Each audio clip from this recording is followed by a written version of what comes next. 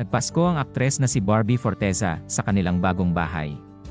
Sa pamamagitan ng social media, ibinahagi ni Barbie ang ilang Christmas photos kasama ang kanyang mga magulang at ang boyfriend nito na si Jack Roberto.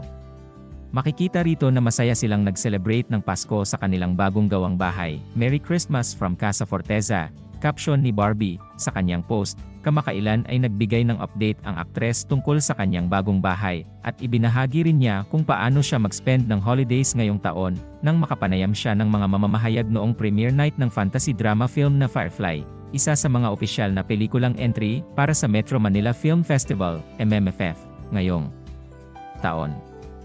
Inimbitahan ng aktres sa premiere ng direktor na si Zig Dulay noong panahong iyon. Ayon sa aktres, ang kanyang bagong bahay ay tapos na at she's currently furnishing it sa pamamagitan ng pagbili ng sofa at iba pang kasangkapan na kailangan para sa kanyang bahay. Idinagdag niya na sinusubukan niya ang kanyang makakaya upang magawa ito bago ang Pasko, noong November 2022, nang unang ianunsyo ni Barbie ang kanyang bagong ipinapatayong bahay para sa kanyang sarili at sa kanyang pamilya. Dear self, I am so proud of you. Keep doing what you're doing and don't forget to have fun while you're at it, caption ni Barbie noon sa kanyang post. Noong February 2023 naman nang unang ipasilip ng aktres ang naumpisahang construction ng bahay.